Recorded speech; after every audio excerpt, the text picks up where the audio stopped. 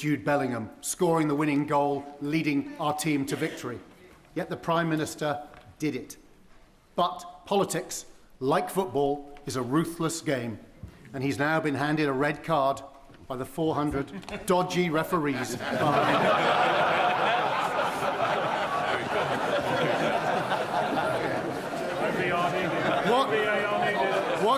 What advice, Mr. Speaker, does this Prime Minister have for the Right Honourable Member for Makerfield to ensure that he, unlike himself, doesn't end up with an early bath? But, as Mr. Speaker, I think that's the first and sadly probably the last time I'll be compared to Jude Bellingham.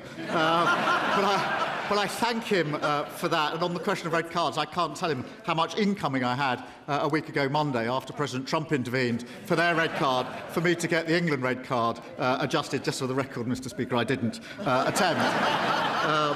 But for my successor and for the England team, I won't give advice. I will simply give my wholehearted support. And, Mr. Speaker, just for the record, I don't care what the score is tonight, as long as we win. Thank you, Mr. Speaker. Can I take this opportunity to thank the Prime Minister for his many years?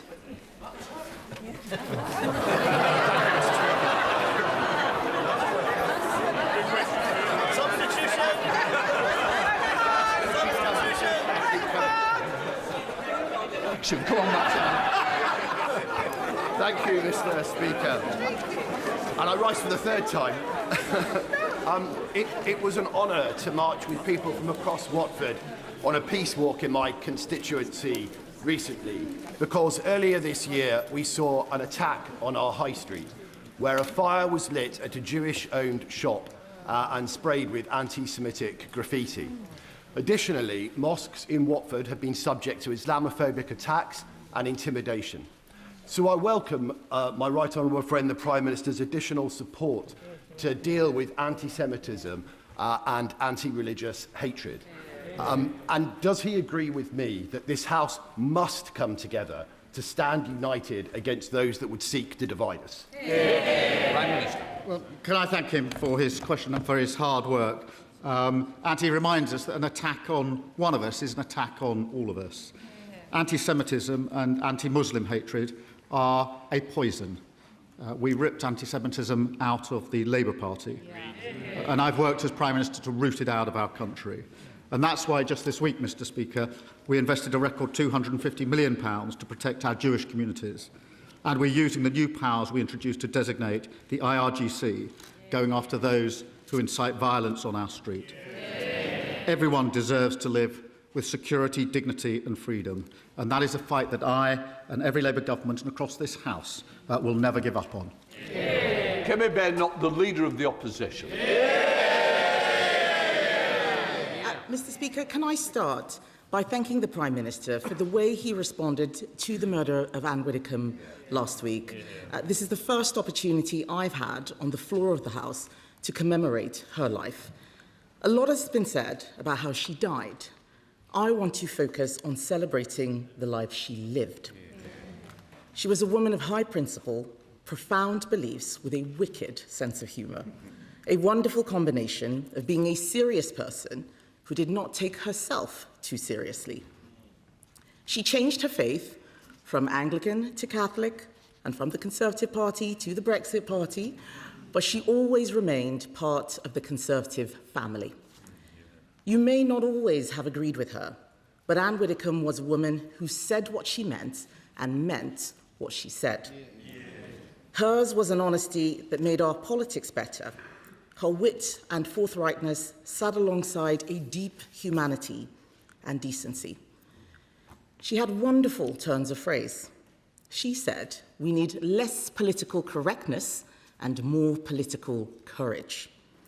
She said, if we deny our culture, become nothing and everything, that weakens us. And finally, Mr. Speaker, she also said, it is a truth universally unacknowledged at Westminster that there is life after politics. So with that in mind, I turn to this Prime Minister's final questions. And Mr. Speaker, I wanted to make sure that I got the tone right today.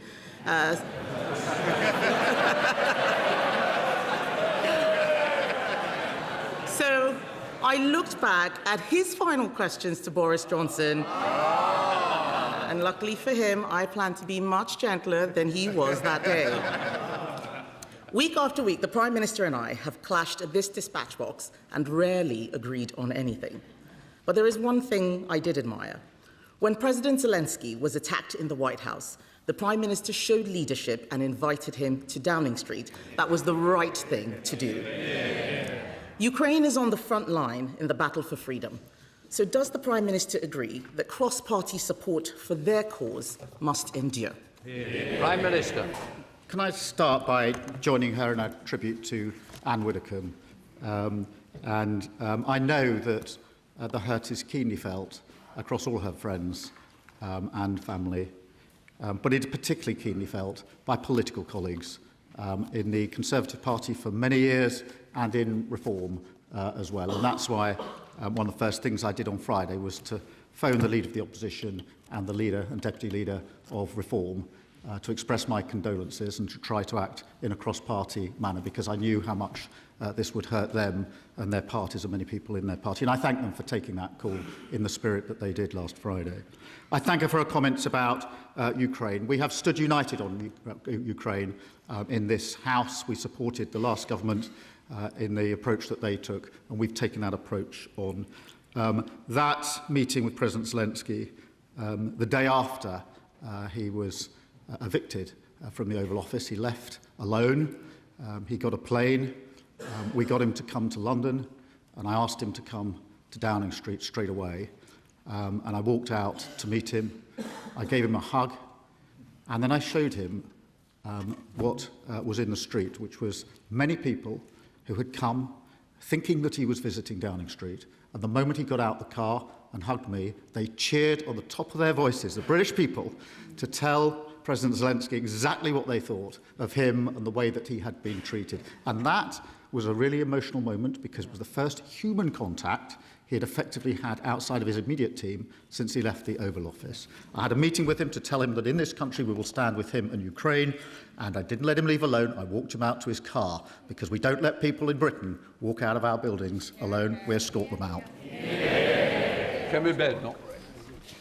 Can I thank the Prime Minister for that answer? And no doubt he will be disappointed that he won't be emulating his hero, Harold Wilson, in winning multiple elections. However, we all hope that he may be about to emulate him in another way, by being the Prime Minister when England win the World Cup. That is something that every single one of us in this House should get behind, especially the SNP.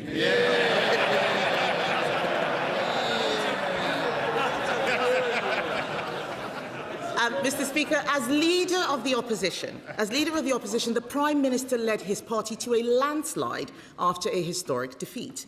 I fully intend to do the same. But if you want to lead this country, you should set out your plans to do so. We have.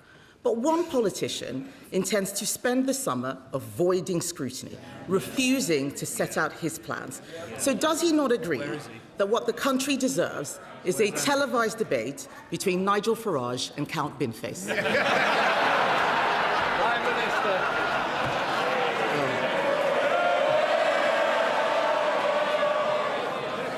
Well,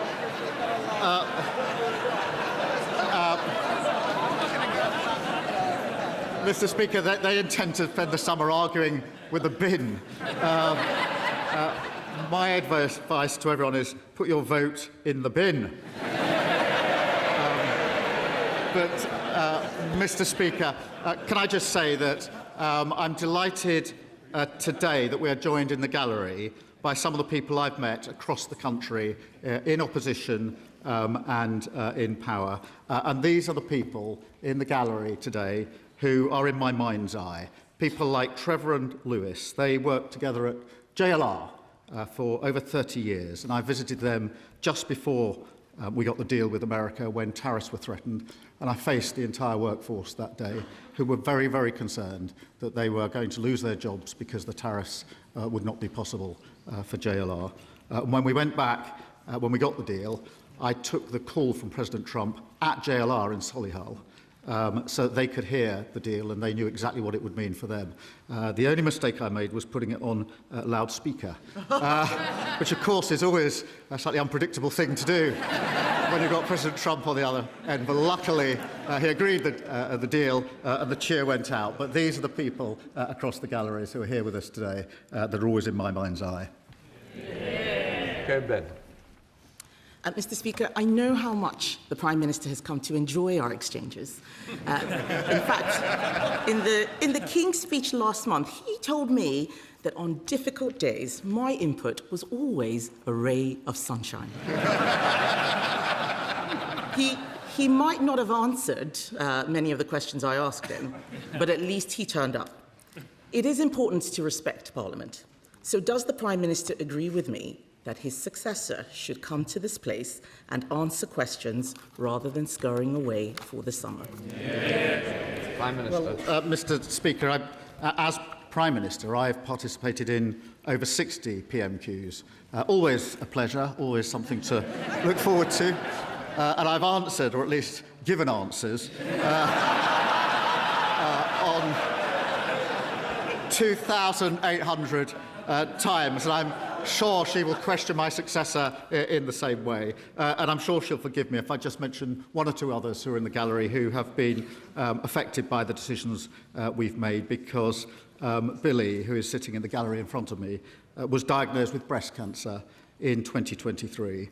She was there, Mr. Speaker, when we launched our plan for change, and she's been a tireless advocate for better cancer care. Billy joins us today from the special needs school where she works in London, and I'm pleased to tell the House that Billy's cancer is in remission. Can I thank the Prime Minister for that answer and paying tribute to so many of the people who he has been able to help. In fact, I remember when I started this job, the Prime Minister was very helpful to me, saying that I wouldn't last the year. Life comes at you fast. He spent a long time laughing that I'd lost control of my party. I think he should have been paying attention to his backbenchers instead of mine. But everyone in politics would do well to remember how quickly political fortunes can change. I know that he has been asked and he's being diplomatic, but on that note, does he have any advice for his successor? Prime Minister. Mr. Speaker, I will give my wholehearted support to my successor. I want this Labour government to be a success. I want our country to be a success. I shall give my support privately if asked for, not publicly when not asked for. But, Mr. Speaker, I also, if I may, wanted to draw attention to Pooja, who's with us in the gallery today with her daughter. I first met Pooja in a cafe at the back of Euston Station, and she told me about her son Ronan, who was murdered when he was 16, having just done his GCSEs. I have to say, as a father of two teenagers, I found that very hard to hear. His killer, who was also a teenager, collected a ninja sword and a machete from his local post office. He bought them online using a parent's credit card, a fake name with no ID checks. And when I heard that, I said to Pooja that I would campaign with her to get the law changed and make a commitment and a promise to her. And that's why we passed Ronan's Law, driven by Pooja's inspirational campaigning. And today I'd just like the opportunity to thank her for that. Mr. Speaker, that is a lovely statement that the Prime Minister has just made to Pooja. I'm sure the whole House will agree. I think the whole House will also agree that he gave a very diplomatic answer to the question I asked him on advice to his successor. And having heard it, I say this to Labour MPs with as much goodwill as I can muster.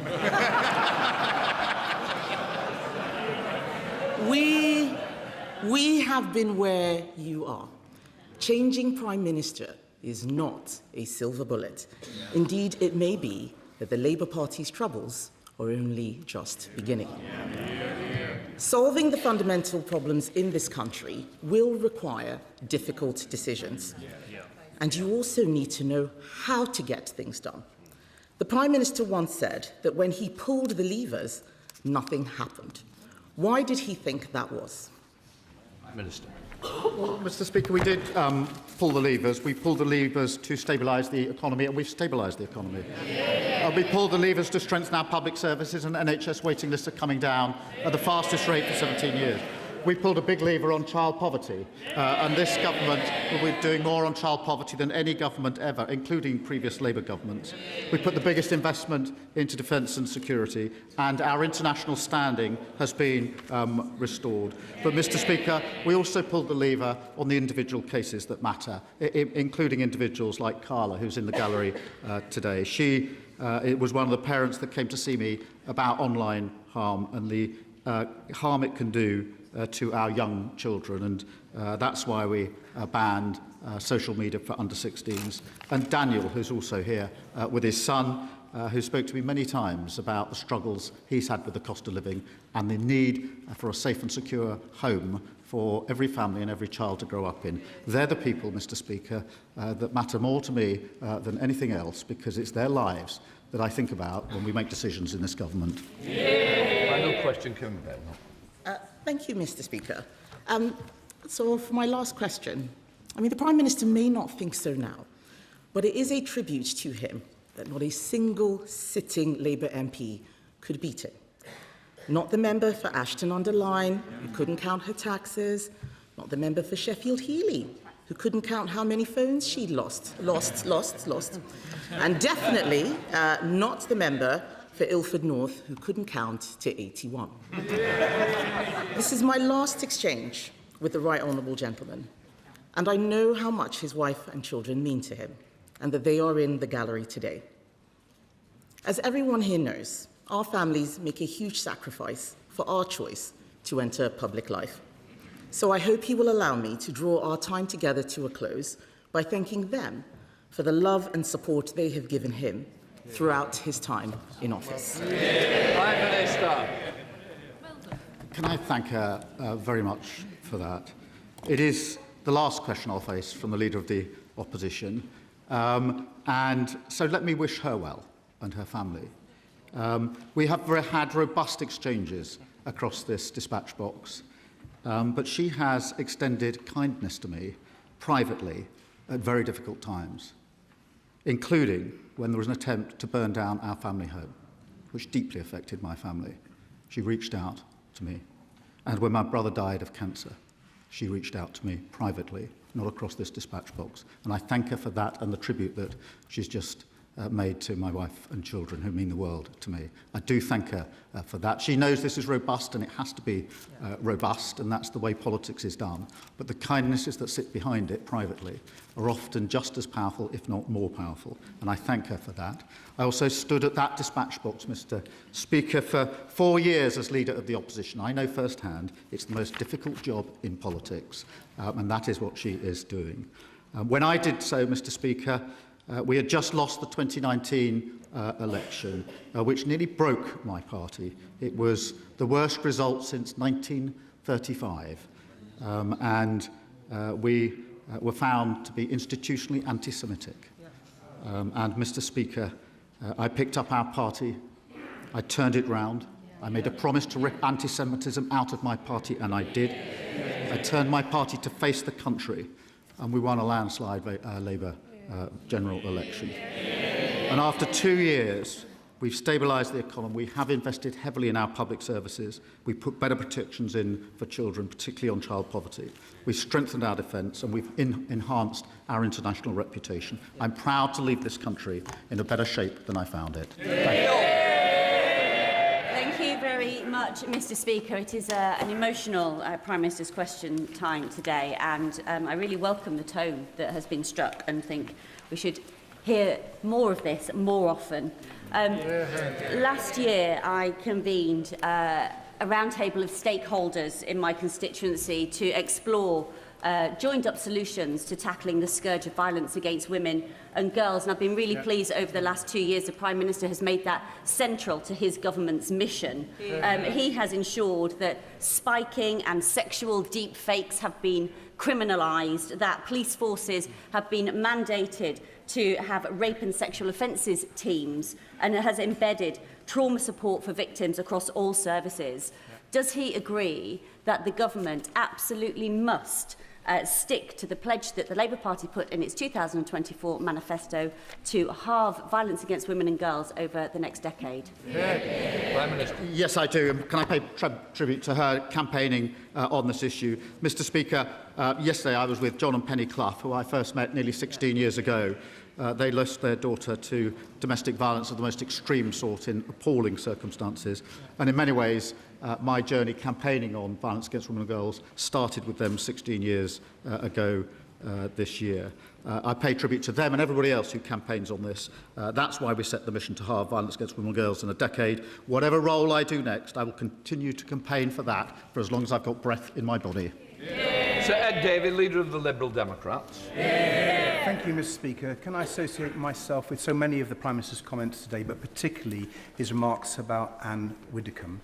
She devoted her life to public service, and her murder was truly horrifying, and I support his campaign now for a memorial in this chamber to her.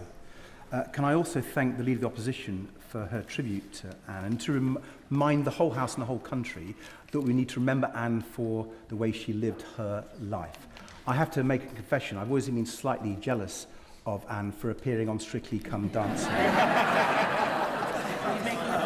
Still time.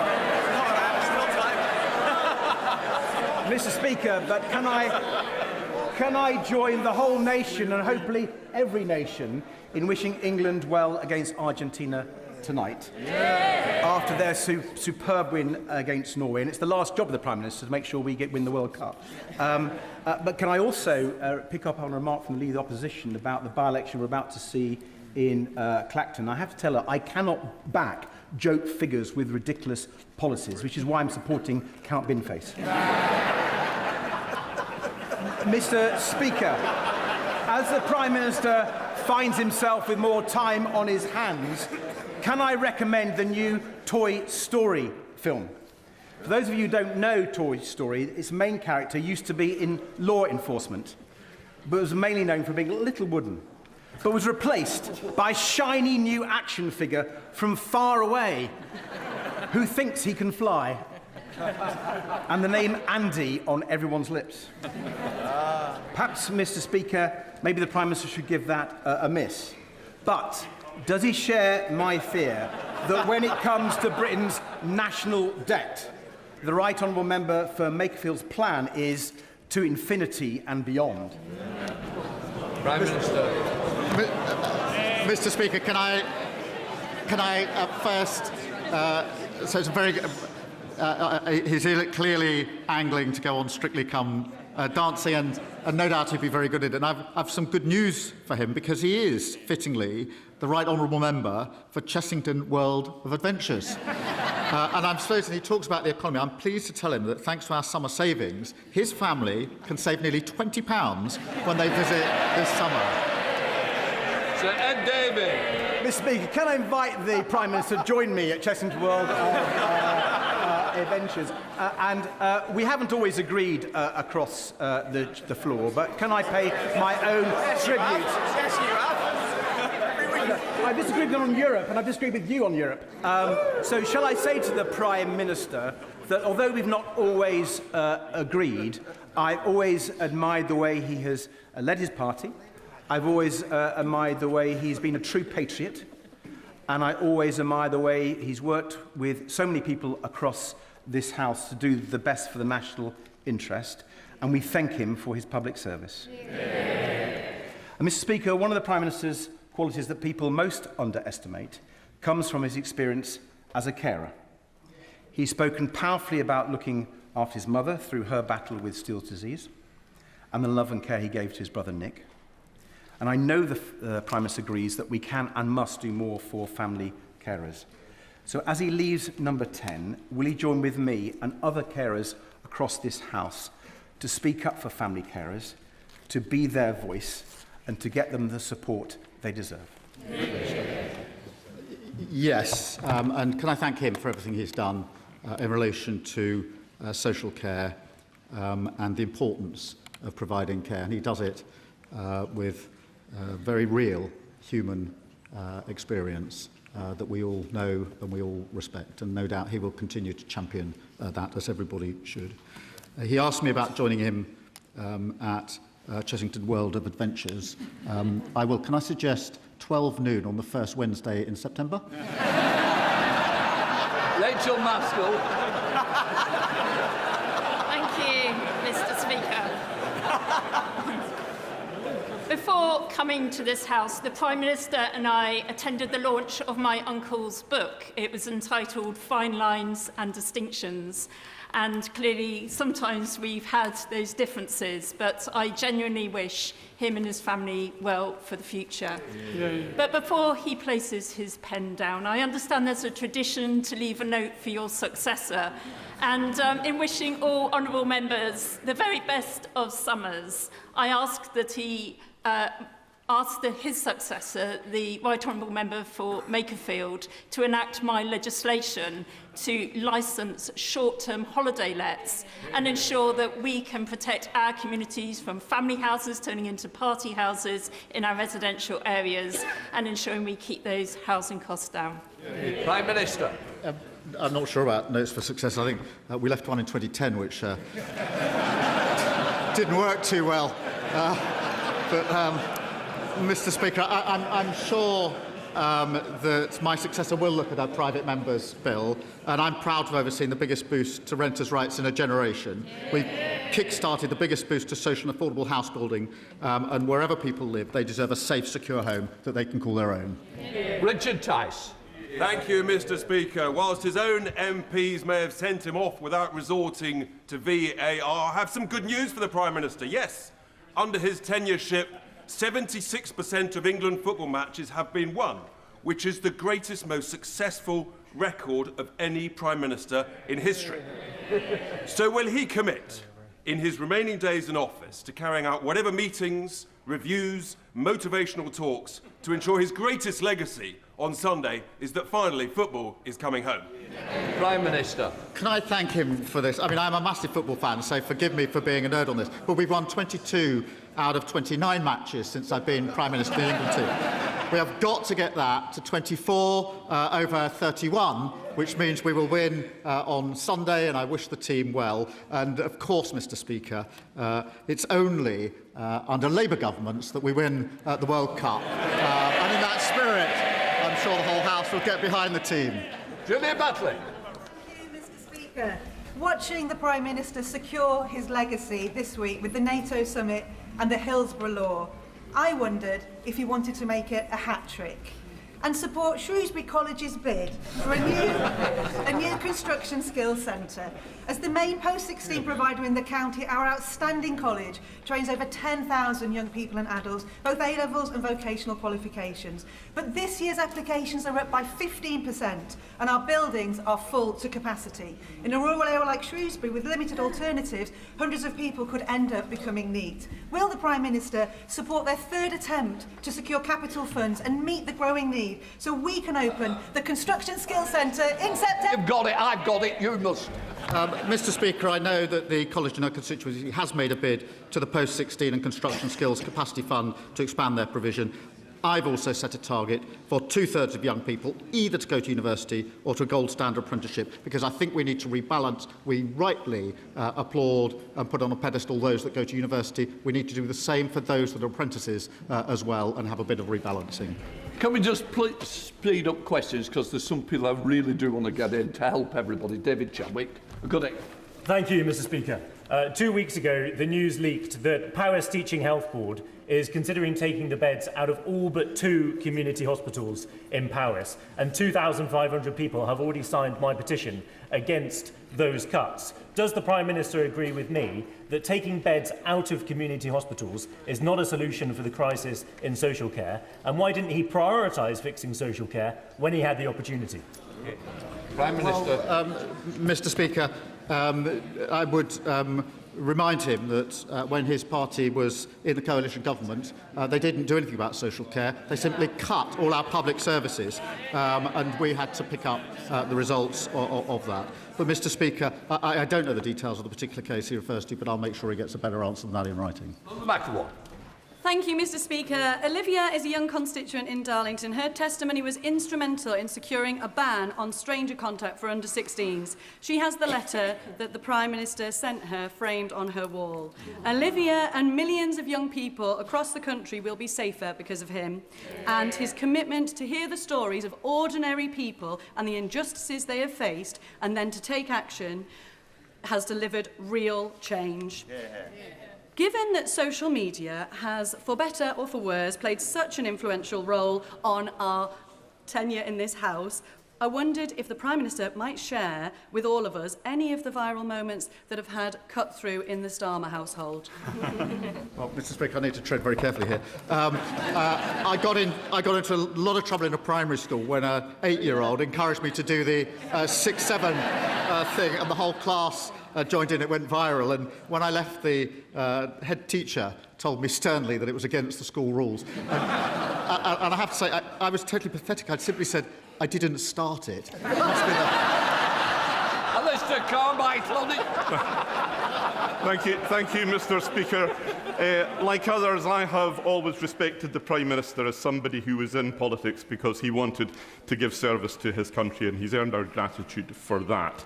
In my constituency, those who volunteer as Coast Guard rescue officers also do so from a wish to give service to their community.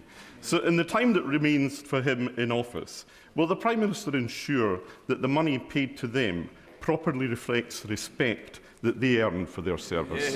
Prime Minister. Can I thank him for this really important question? I start by wishing him a very happy birthday. But this is really important, and I want to pay tribute to every volunteer. They show incredible bravery, putting their lives at risk to save others. Our guiding principle is making sure we respond to this complex case by properly recognising their vital work. Ministers will continue to work with all parties, the Coast Guard Rescue Service and volunteers, to respond to their concerns and to get this right. And he's absolutely right to raise this very important issue. We'll be on it. Thank you, Mr. Speaker. And can I pay tribute to the Prime Minister for his steadfast leadership in the face of two major conflicts. My right honourable friend's efforts to successfully marshal international support for Ukraine and his work to ensure that our armed forces are not sucked into an aimless and dangerous war with Iran could prove, in fact I believe will prove, to be his most important legacy. Does the Prime Minister share my view that we must now use every diplomatic tool at our disposal, including sanctions against networks and enablers, to crack down on hostile states such as Russia and Iran? Prime Minister. Well, can I thank him for that? And I'm proud of the fact that we pulled together the coalition of the willing, Mr. Speaker. We did so because the usual frameworks, the UN wouldn't work to do that. The EU was blocked by Hungary, and NATO wasn't the vehicle because Ukraine is not in NATO. So we put together a coalition of the willing, led by the French and the UK, and now the Germans. I'm honoured that we're joined in the gallery by the Ukrainian ambassador today, Mr. Speaker. Let me say to him and all Ukrainians, we are united in this House against Russian aggression. That work began before I was Prime Minister. It will continue afterwards because Ukraine's security is our security, and this House is proud to stand with you. Danny Kruger. Thank you, Mr. Speaker. Can I thank the Prime Minister for his service? He is a good man, and I wish him very well for the future. But, Mr. Speaker, politics is not a joke. And every other party in this House, except Reform, has put forward as their candidate in the Clapton by-election a comedian with a dustbin on his head. Mr. Speaker, it might be, if they would listen, it might be that a man with his head full of rubbish is a fitting representative of the mainstream parties in this House. But the Prime Minister, I think the Prime Minister did endorse the bin man. But could he clarify that? If he won't put up a Labour candidate in Clapton, who does he actually want to win? Mr. Speaker, I know that Reform believe in recycling politicians.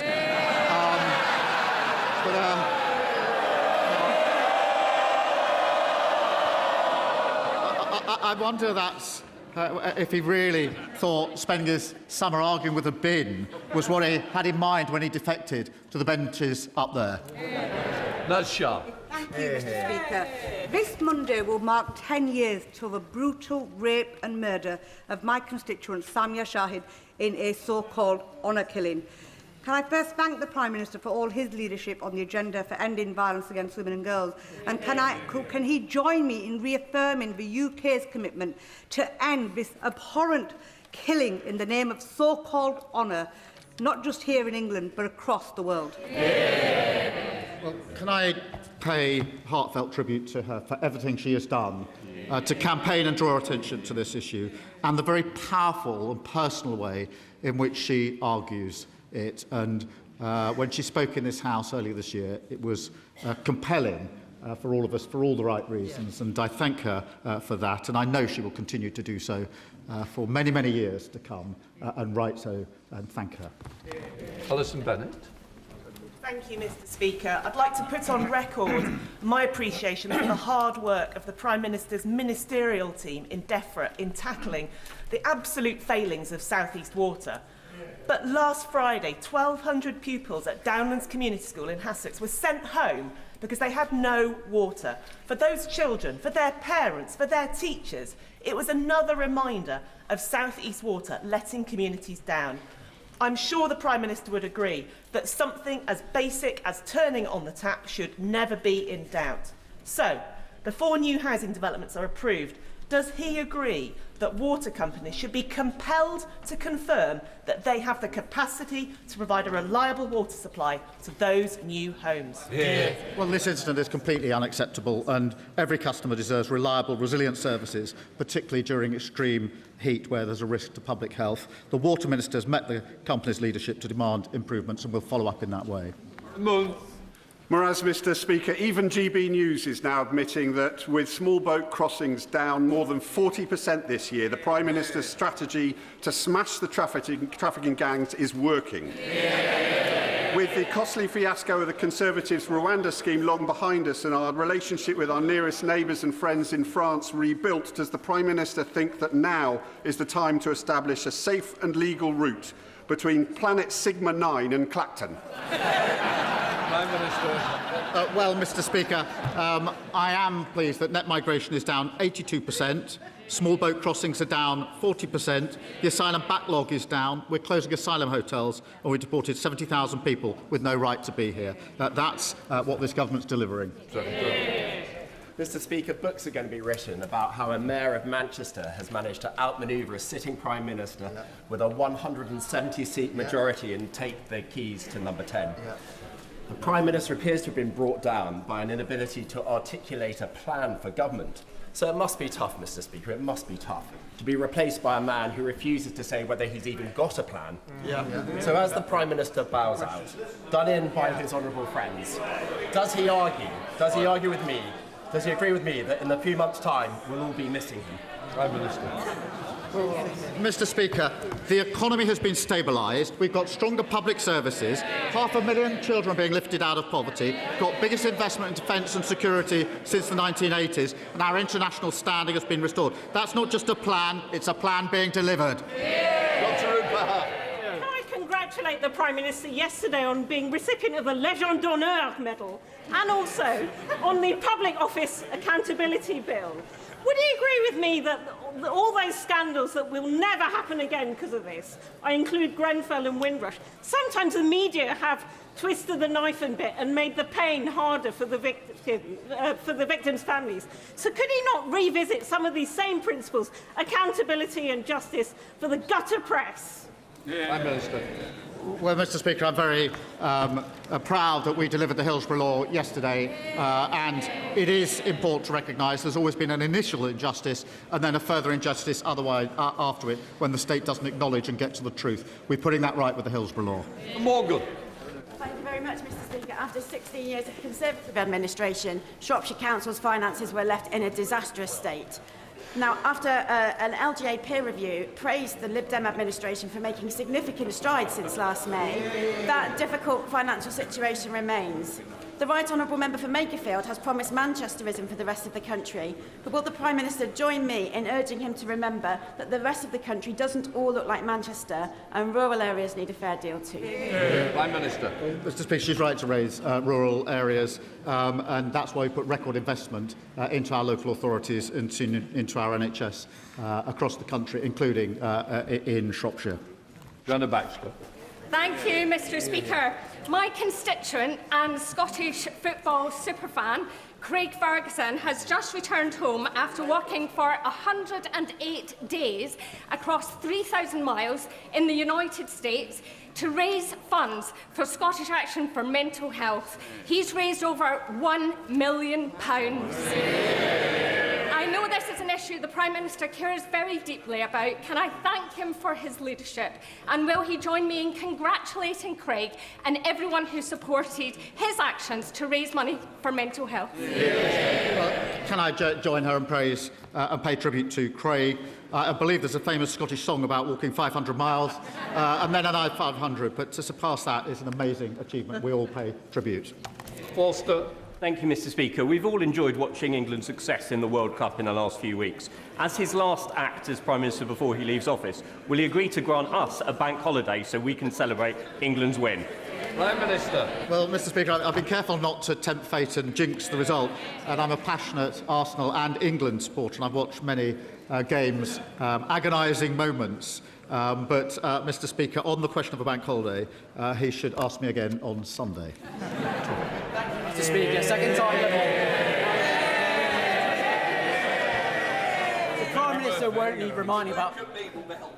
The Prime Minister won't need reminding about Arsenal's success in the Premier League last season, and my right honourable friend, the member for Makerfield, won't want reminding that Everton, unfortunately for him, came 13th. But what neither of my right honourable friends may know is the UK finished 20th in the Corruption Perceptions Index, well within the relegation zone. At the Prime Minister's request, last week, the Ethics and Integrity Commission produced a comprehensive set of recommendations to tighten up rules around lobbying.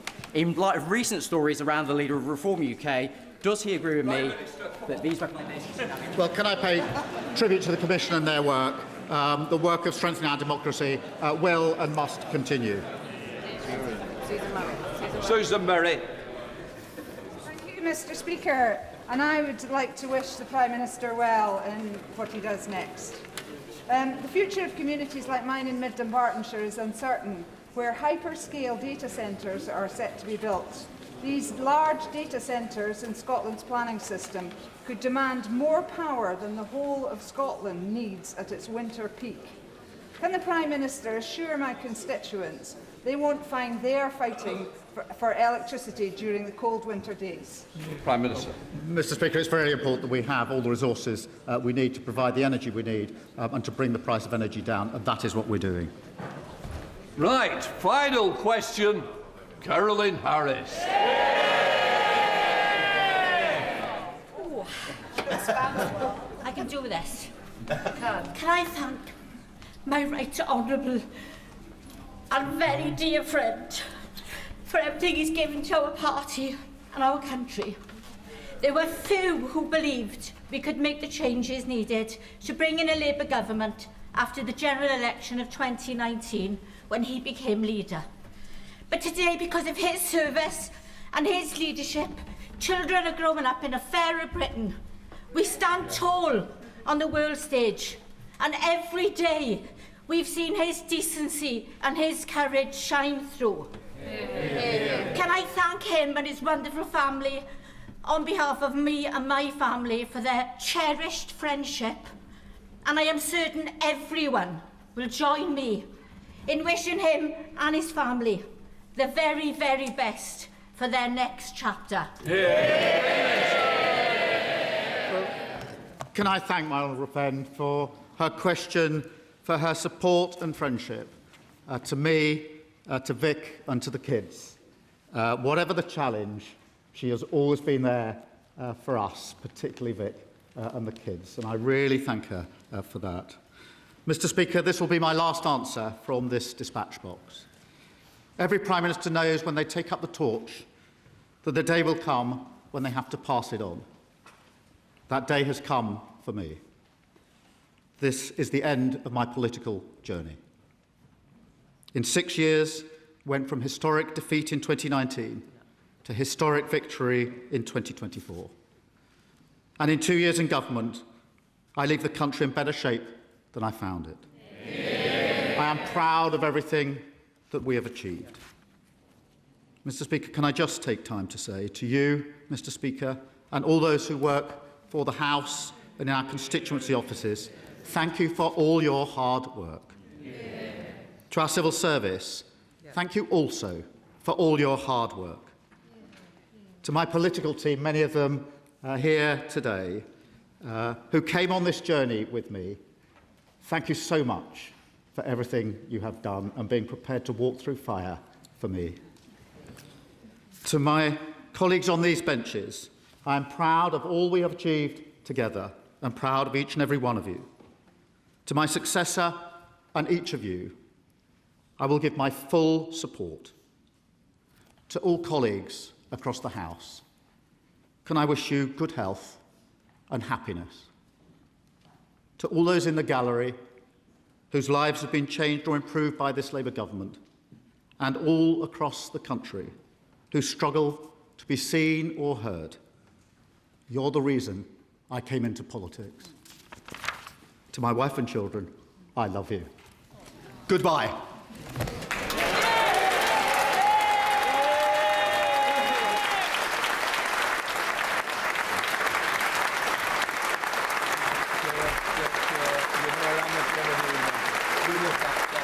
You're bringing that perform.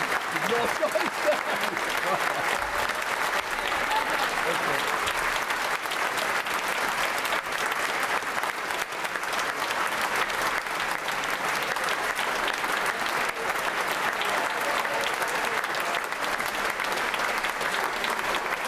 Can I just say, as the curtain has fallen,